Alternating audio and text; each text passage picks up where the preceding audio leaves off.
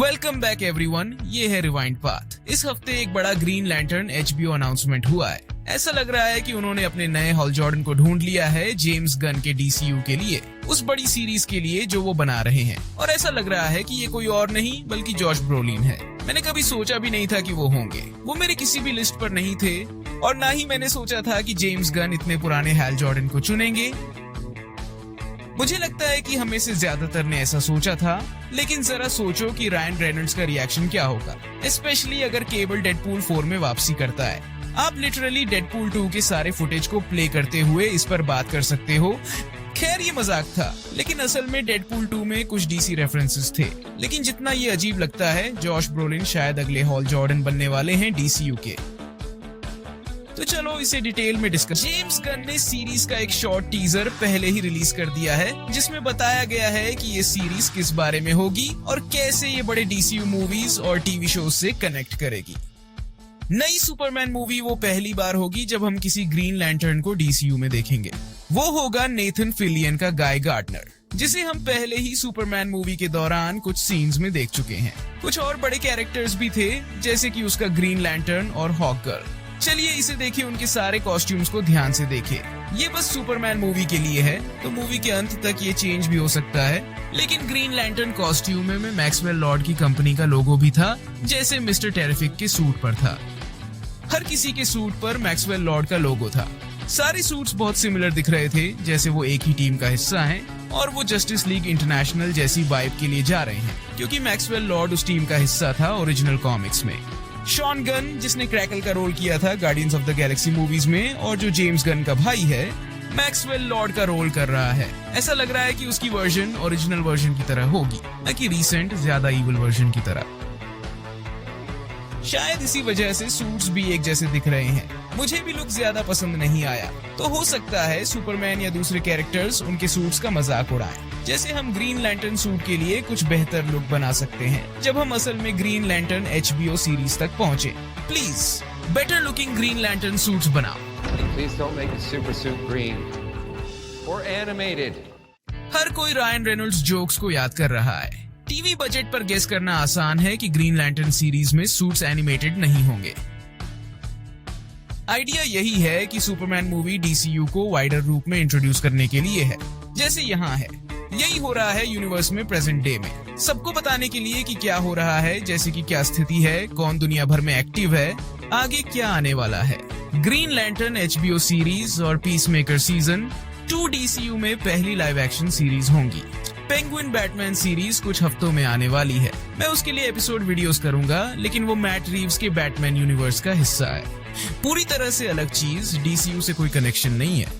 तो उसका DCU में हो रही चीजों से नई Superman movie, green lantern HBO series या किसी और शो और मूवीज से कोई कनेक्शन नहीं होगा। ऐसा लग रहा है कि उन्होंने जॉश ब्रोलिन को चुना क्योंकि हॉल जॉर्डन, जो लेट 50s में है, एक ट्रू डिटेक्टिव मिस्ट्री थ्रिलर जैसा होगा ग्रीन लैंटर्न HBO सीरीज में। यही पिच कर रहे हैं।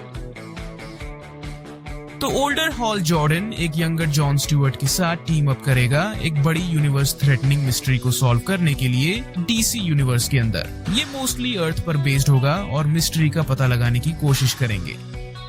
वो वाइडर DCU को अफेक्ट करेगी, जैसे सुपरमैन, नया बैटमैन, नया जस्टिस लीग, सभी बड़े कैरेक्टर्स। ये एक बहुत बड़ी यूनिवर्स स्पैनिंग कनेक्टेड मिस्ट्री जैसी होगी और ऐसा लगता है कि वो चाहते हैं कि हॉल जॉर्डन इस इक्वेशन में मोर्टॉग बने, जैसे मोर्टॉग और rigs lethal weapon green lantern की टीम में, जैसे रिटायरमेंट से 2 दिन दूर और ग्रीन लैंटर्न। मैं इस ग्रीन लैंटर्न से बहुत ओल्ड हो गया हूँ।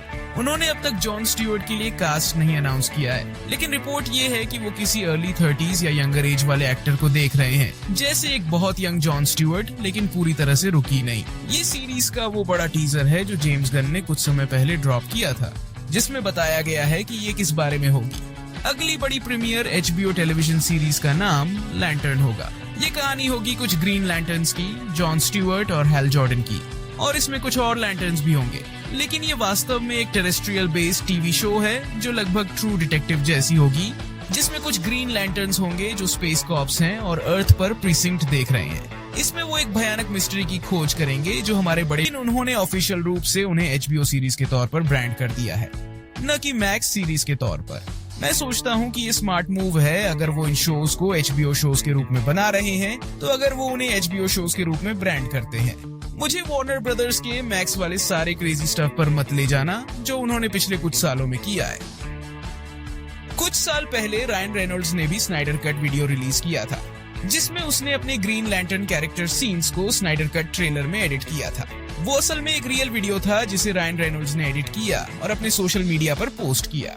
उसने ये भी कहा था कि उसने अपना ग्रीन लैंटर्न मूवी थिएटर्स में आने के बाद से दोबारा नहीं देखा, और उसने ऐसा अपनी जिन पीते हुए किया, जैसे उसने ग्रीन लैंटर्न रिंग नहीं पहनी हुई थी, बहुत ज्यादा नशे में। सालों बाद अपनी मूवी को फिर से देख रहा था, लेकिन मैंने कभी ग्रीन लैंटर्न नहीं देखा।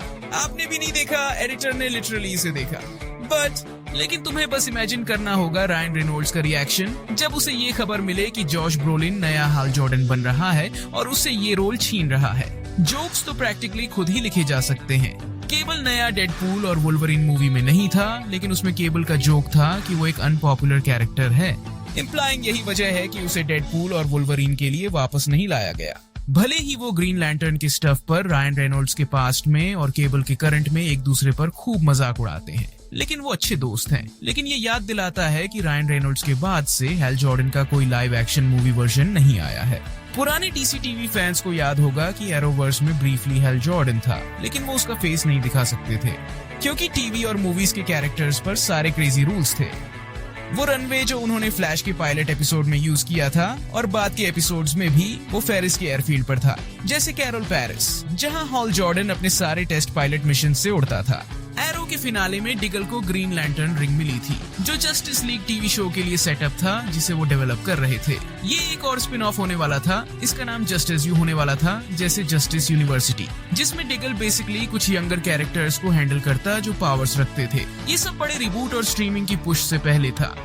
वार्नर ब्रदर्स ने अपने सारे डीसी टीवी शोज को कैंसिल करना शुरू कर दिया जो वो दूसरे नेटवर्क्स पर कर रहे थे, क्योंकि वो चाहते थे कि सब कुछ मैक्स पर हो, और वो ये भी नहीं चाहते थे कि ये सारे वाइडर यूनिवर्स शोज अलग अलग जगहों से हों। यही बड़ी वजहों में से एक है कि उन्होंने सारे डीसी टीवी शोज को कैंसिल करना शुरू कर दिया, भले ही उनमें से कुछ के ज्यादा सीजन्स नहीं थे, जैसे सुपरमैन। लोइस को एक पोलाइट वर्जन ऑफ कैंसिलेशन मिला, जहां उन्होंने बेसिकली कहा कि शो को खत्म करने का टाइम आ गया है, जैसे हम सीजन 5 के साथ शो खत्म करने देंगे, लेकिन ये भी कैंसिल हो गया। जनरली CW बस सुपर हीरो टीवी शो से दूर हो रहा था, तो एक बड़ी चीज हो रही थी। आपने शायद जेरेड पडालेकी और बाकी कई एक्टर्स को CW के फ्यूचर को लेकर कंप्लेन करते हुए सुना होगा, लेकिन उन डीसी टीवी एक्टर्स में से कई ने कहा कि उन्हें उम्मीद है कि वो इवेंचुअली वापस आएंगे और अपने रोल्स को फिर से निभाएंगे। जैसे स्टीफन अमेल ने भी कहा, हाँ शायद किसी दिन मैं वापस आऊंगा और किसी वर्जन में ग्रीन एरो का रोल करूंगा, लेकिन RIP to all the Arrowverse shows. Effectively Arrowverse खत्म हो गया जब उन्होंने मैक्स पर स्ट्रीमिंग के लिए पुश किया और जेम्स गन के साथ DCU को रीबूट किया, क्योंकि वो अब सब कुछ ज्यादा कनेक्टेड रखना चाहते हैं, जैसे MCU अपने टीवी शोज को Disney Plus पर कर रहा है। बेसिक आइडिया यही है कि मूवी एक्टर्स भी अपने कैरेक्टर्स को लाइव एक्शन टीवी शोज में निभाएंगे। इसमें कुछ एक्सेप्शंस हैं, जैसे मैट रीव्स के बैटमैन पेंगुइन टीवी शो, जो रॉबर्ट पैटिंसन बैटमैन के अलग यूनिवर्स में सेट है। उन्हें वो यूनिवर्स में होने वाली चीजों को जारी रखने की इजाजत दी जा रही है। मुझे नहीं पता कि ये कब तक चलेगा, लेकिन वो कम से कम बैटमैन 2 बनाएंगे। लेकिन ज्यादातर के लिए जितने भी अपकमिंग बड़े मूवी और टीवी शोज हैं जो वो डीसी यूनिवर्स में कर रहे हैं, वो नए जेम्स गन DCU से कनेक्टेड होंगे। जिन लोगों ने जोकर 2 के बारे में भी पूछा है, तो वो भी अपना अलग यूनिवर्स है, लेकिन जोकर 2 शायद आखिरी मूवी होगी जो वो जोआकिन फीनिक्स जोकर कैरेक्टर के साथ करेंगे।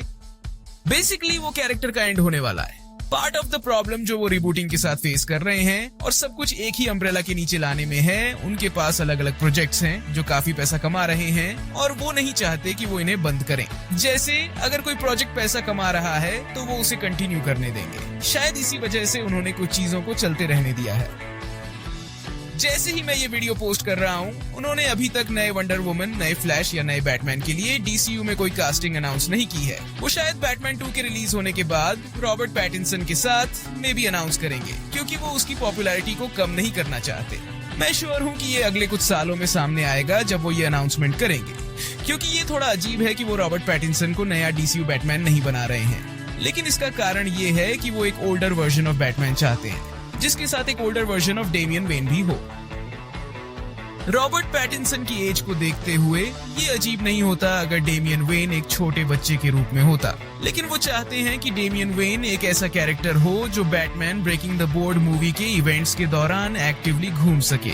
ये ग्रांट मॉरिसन के रन जैसा होगा, जहां उन्होंने डेमियन वेन को नए रॉबिन के रूप में इंट्रोड्यूस किया था। तो ऐसा लगता है कि नया डीसीयू बैटमैन करीब 40 साल का बैटमैन होगा। उदाहरण के लिए बेन एफ्लेक का Batman late 40s early 50s का था, तो बहुत ज्यादा ओल्ड बैटमैन नहीं। तो जैसे जैसे ये बड़े मूवीज और टीवी शोज आएंगे, मैं उस रेलेवेंट स्टफ के बारे में बात करूंगा जिसे उन्होंने रिप्लेस किया और नए स्टफ के फेवर में कैंसिल कर दिया। जैसे कि ये बैटमैन मूवी बेन एफ्लेक के साथ क्या होने वाली थी जब वो इसे डीसीयू में बना रहे थे। मैं सोच सकता हूँ कि वो किसी नए वर्जन ऑफ द फ्लैश के लिए कास्ट करेंगे और वो कौन से फ्लैश वर्जन को चुनेंगे, चाहे वो वॉली वेस्ट हो या Barry Allen. Older versions of Batman के बारे में एक और मजेदार बात हाल ही में सामने आई कि जब उन्होंने माइकल कीटन को द फ्लैश मूवी और बैटगर्ल मूवी के लिए साइन किया, तो एक ब्रीफ विंडो थी जिसमें उनके डील का पार्ट एक live action Batman Beyond movie भी शामिल था। तो RIP to live action Batman Beyond. अब हमें ऐसा कुछ देखने में कितना टाइम लगेगा? माइकल कीटन को बड़े DCEU में एक प्लैंड ओल्ड मैन बैटमैन के रूप में भी रखा गया था, जब तक कि उन्होंने जेम्स गन के DCU के साथ रिबूट करने का फैसला नहीं किया। वो असल में बेन एफ्लेक के बैटमैन को कुछ समय के लिए रिप्लेस करने वाले थे, जब तक कि उन्होंने कोई बड़ा justice league team up movie नहीं किया। ये सब द फ्लैश मूवी के ओरिजिनल एंडिंग के पार्ट के रूप में होना था, जिसे उन्होंने बाद में चेंज कर दिया। हेनरी कैविल भी काफी समय तक मूवी में थे। उनका एक बड़ा कैमियो सीन था जिसमें वो एंडिंग के दौरान सुपरगर्ल से मिलते हैं। जॉश ब्रोलिन की ग्रीन लैंटर्न पर अपने रिएक्शंस कमेंट्स कर सकते हैं। एक बड़ा reminder, Batman Penguin HBO episodes कुछ हफ्तों में शुरू हो रहे हैं। नए अपडेट्स देखने के लिए मेरे चैनल पर अलर्ट्स इनेबल करना ना भूलें। Thanks a lot for watching और मिलते हैं अगले वीडियो में।